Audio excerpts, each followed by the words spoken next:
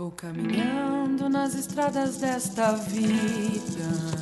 Olá pessoal, estamos iniciando aqui nosso 10º vídeo aqui dessa série, né? Umbanda e o Covid-19, tá? Então vamos continuar nossa leitura do texto e fazendo as nossas reflexões. Quando se chega nesse estágio de interiorização do conhecimento e nosso espírito está cheio de luz, a identificação vibratória passa a ser instantânea. Focamos nossa atenção em determinado evento, lugar, objeto ou pessoa e identificamos imediatamente quais as vibrações que estão em harmonia ou em desarmonia naquela ocasião. Bom, o que eu quis dizer aqui é que no núcleo a gente tem uma metodologia lá, né, que é bem racional, como se fosse uma escola.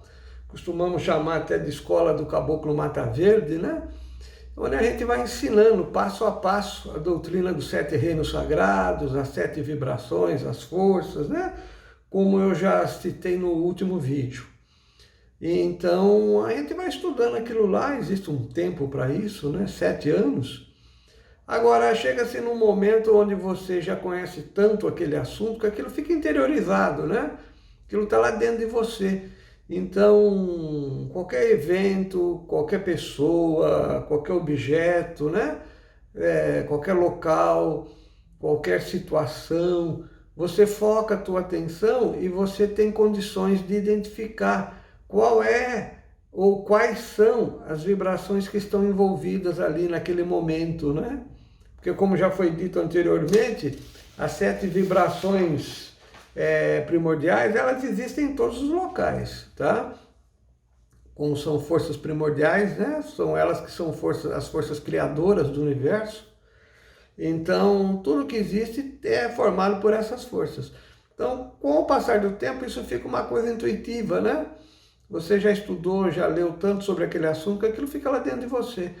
E é importante que você identifique qual é a natureza da força que está em harmonia ou em desarmonia. Porque a partir daí você pode, de certa forma, prever, né? Acontecimentos imediatos, coisas que irão acontecer na sequência, né? Tá?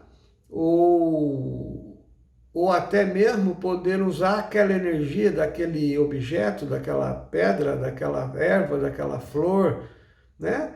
Daquela oferenda, para benefício seu, ou de uma sociedade, ou de um ambiente, de uma família, né? Você pode usar aquela energia que está às vezes sobrando ali naquele local para poder se equilibrar, né? Sabendo que está em desarmonia outro tipo de energia também. Então esse conhecimento passa a ser intuitivo, né? Vamos então continuar aqui com a nossa leitura. Com a finalidade de esclarecer melhor a natureza destas 7 vibrações primordiais, que nada mais é do que o axé, né? O termo usado no culto de nação, e a palavra que é muito utilizada também na Umbanda, é o axé, né? É a força do orixá. Tem várias explicações, vários significados. Axé é força, é vida, é luz, é alegria, é energia, né? Mas nós chamamos aqui essas forças primordiais também de axé, porque na realidade essas forças primordiais, elas são geradas em cada reino exatamente devido aos orixás que atuam lá, né? Tá bom? Lembramos que elas possuem vários níveis de manifestação, podendo ir do mais grosseiro e material até níveis mais sutis, que agem no processo mental, emocional e espiritual. São correntes de vibrações sutis, que alimentam e fortalecem campos extrafísicos de energia, chamados de campos estruturais ou campos mórficos. Bom, esse trecho aqui, esse parágrafo aqui possui bastante conteúdo, né? Eu recomendo aqui que seria interessante você fazer o curso da doutrina dos 7 reinos sagrados. Nós temos lá um capítulo, ou melhor, um curso. O curso total da doutrina é dividido em 3 cursos, né? Eu já citei isso aqui, né, nesses vídeos. Mas existe o segundo curso da doutrina, que é chamado Metafísica Umbandista, onde nós entramos exatamente nessas questões aqui, né? Nós detalhamos esses assuntos, né? Esmiuçamos, né? A gente vai estudar o universo, vamos dividir então na dimensão física, na dimensão extrafísica, ou mudando os termos, os nomes, o Aie e o Orum, né? Ou o mundo material, o mundo espiritual. Nós identificamos no corpo humano, por exemplo, o que é físico, o que é energia, né? Então a gente chama de corpo físico, corpo etérico. Depois existe uma componente de outra dimensão, né? Extrafísica, uma componente extrafísica, que nós chamamos aqui de campo mórfico, ou campo bioplasmático, ou campo estrutural, que é o termo que nós utilizamos aqui no curso. Esse campo é que vem modelar o corpo físico, o corpo energético e o corpo físico, tá?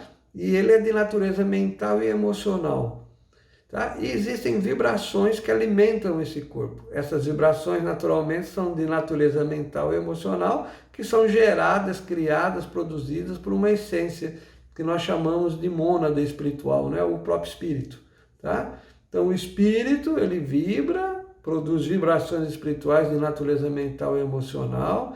Essas vibrações alimentam um corpo, tá? Um corpo morfogenético, mórfico, um corpo que dá forma, que é o corpo espiritual, né? Ou o perispírito. Isso tudo se passa no Orum, na dimensão espiritual, na dimensão extrafísica. E quando você está encarnado, né, teu espírito está encarnado, ele se acopla a um corpo material, que é um corpo físico, que possui a parte física, né, e a parte energética, que nós chamamos de etérica, que são campos eletromagnéticos. Então, esses campos eletromagnéticos, que também possuem uma forma, né, que mantém o teu corpo físico, parte mais sólida dele unida através de forças eletromagnéticas, mas elas são moldadas pelo campo morfogenético, né, que é de natureza mental e emocional. Eu estou falando muito rápido, a intenção não é fazer o curso da doutrina aqui, mas é só para vocês terem uma ideia de como esse assunto é complexo, né? É um assunto profundo, que é interessante que você conheça para poder entender tudo que ocorre, né, na natureza, no mundo, uma série de fenômenos e uma série de coisas que fazemos na Umbanda, desde uma simples oferenda, o acender de uma vela, um banho com ervas, né? Existem explicações, né? Não se trata somente de questões culturais, de tradição, né? Tá? Ou questões psicológicas, né? Não, existem forças físicas mesmo agindo, né? Tá bom? Então eu estou falando aqui que essas forças primordiais, elas são de naturezas físicas e sutis. O que eu quis dizer aqui nessa parte do texto? Que quando a gente fala de força primordial, vibração primordial, ela tem uma componente material, física, é aquilo que você pega, que você sente, que você vê, né? É a ação, por exemplo, da gravidade, né? Da massa, coisa sólida. É também um componente eletromagnético, tá? Uma radiação eletromagnética, e é também, do outro lado, uma força que tem uma componente sutil, que a gente chama aqui de estrutural, né? Tá? Ela tem vibrações num campo mental e num campo emocional, tá? Então ela é formada por vários níveis, tá? Ela tem, a gente costuma dizer numa outra linguagem que no mundo físico a gente chama de energia, no campo extrafísico a gente chama de informação, tá? Então ela carrega informação e carrega energia também, essas forças sutis, tá? De uma maneira muito rápida e simples, só para a gente poder entender. Então, quando eu quis dizer que essa força sutil ela tem um lado mais grosseiro, é o lado material. E tem uma componente mais sutil, que é essa que está na dimensão espiritual, que a gente não enxerga com os olhos, né? Nós não podemos pegá-la, medir, né? Não tem como fazer isso, não conseguimos enxergar porque ela não é material.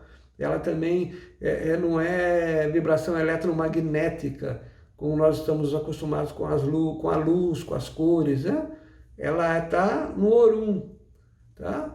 ela é espiritual, mental, emocional. Ela produz um efeito, então, que é ligado ao seu lado mental, seu lado emocional, tá?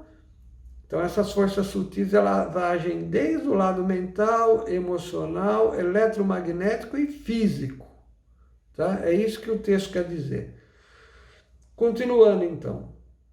Não se trata somente de forças físicas, mas sim de forças complexas, multidimensionais e sistêmicas. Exatamente, foi o que eu acabei de explicar para vocês, né?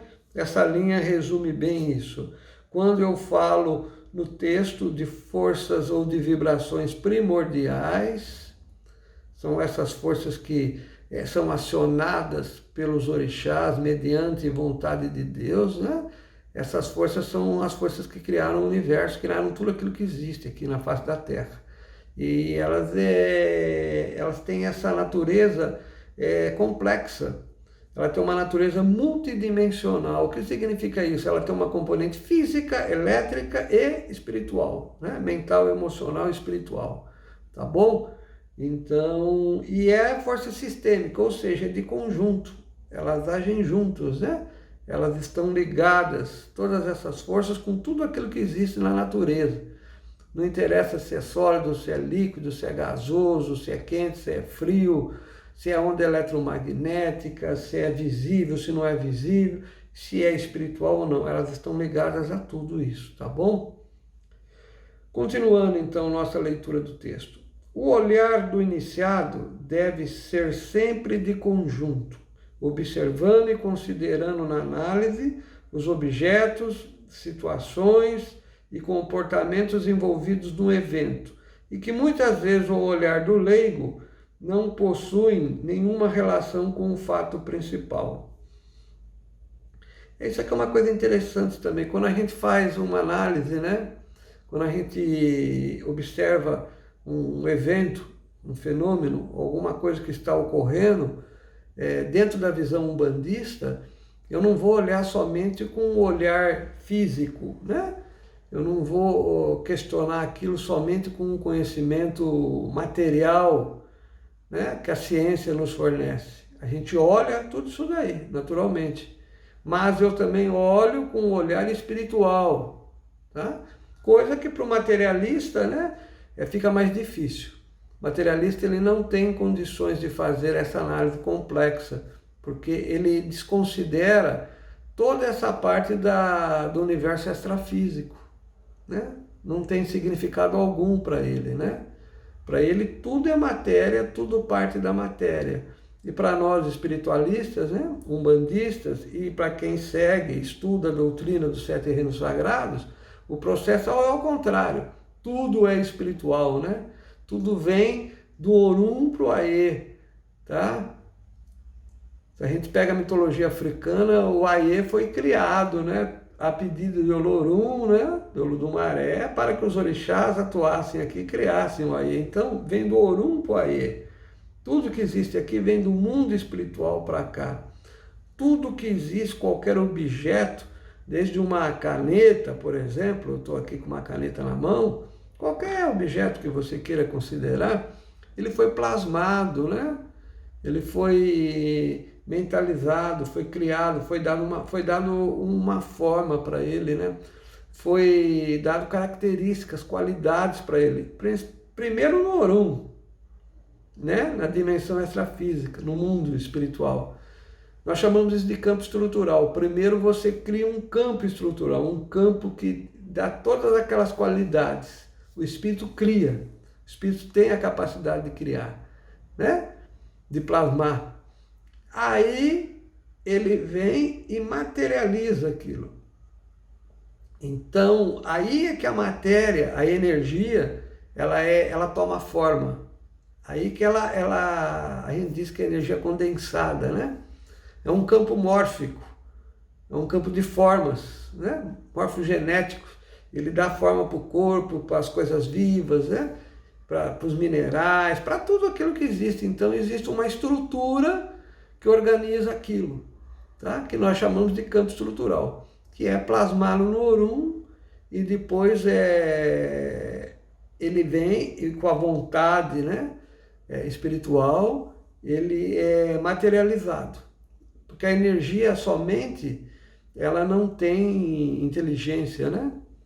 A energia, ela não diferencia uma coisa boa ou má, né? Se é bonito ou se é feio, se é redondo ou se é quadrado, né? Isso faz parte do processo espiritual, da mente, das emoções, eu gosto ou não gosto, bonito ou feio, né? Mas quando eu plasmo alguma coisa no Urum, eu já estou dando essas qualidades para aquele objeto, né? Eu tenho que saber exatamente para que serve. Quando alguém criou uma caneta, fez a caneta, ele teve que pensar, né, idealizar cada detalhezinho dessa caneta, né?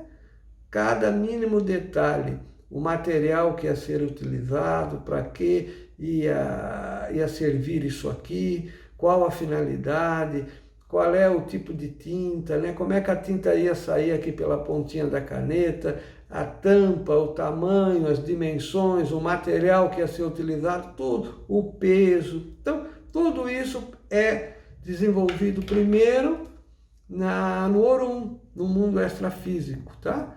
Você plasma lá, depois você traz aqui para o mundo material, para o mundo físico. Aí, usando tecnologia, né, a gente vai condensando a energia, vai prendendo, vai dando forma. Usando os materiais que estão disponíveis, né, ou que nós temos condições já de desenvolver, tá? Então, a humanidade vai evoluindo e com o passar do tempo vão surgindo novos materiais, né? Tá? Hoje em dia a gente tem nanotecnologia, tem uma série de coisas aí que até alguns anos atrás não existiam. Então, materiais novos, sintéticos, né? Tá? A química, né? Então, é importante que a gente consiga, às vezes, plasmar o objeto de acordo com os materiais que estão disponíveis, aqui no mundo material. Agora, no mundo espiritual, lá no Orum, lá no extrafísico, aquilo está plasmado. Lá é perfeito, né? Aquilo que você cria, que plasma lá é perfeito, tá? Lá não tem erro, é perfeitinho de acordo com aquilo que você quer, com a tua vontade. Agora, quando você tenta trazer aqui para o mundo material, plasmar aqui, né? Materializar é a palavra mais correta, aí você encontra uma série de dificuldades. Porque nós estamos limitados ao que existe aqui na nossa época, né? Então, nem sempre é possível você utilizar o material, aquilo que existe aqui, tá bom? Bom, eu estava dizendo para vocês, então, eu me perdi aqui agora, mas eu estava falando das forças complexas, multidimensionais, sistêmicas, né? Depois eu falei que o olhar do iniciado deve ser sempre de conjunto, observando e considerando na análise os objetos, situações, comportamentos envolvidos no evento e que muitas vezes o olhar do leigo não possui nenhuma relação com o fato principal. Isso aqui eu já havia dito, né? Eu estava exatamente falando sobre isso, que a visão do umbandista, do espiritualista, de quem se aprofunda na doutrina dos 7 reinos sagrados, ela é mais profunda, né? Então vamos completar aqui para o outro parágrafo, né? O olhar do iniciado enxerga além da matéria física, é abrangente, multidimensional, e não somente uma análise das propriedades conhecidas pela física e demais áreas do conhecimento. Tá? Por exemplo, em determinada situação, pode o iniciado considerar na sua análise o movimento do vento, o grau de iluminação, as cores do local, o movimento dos animais, o comportamento das pessoas, o dia da semana, o dia do mês, etc. O que para o materialista não teria nenhuma relação, para um bandista é muito importante. Foi mais ou menos o que eu acabei de dizer para vocês, né?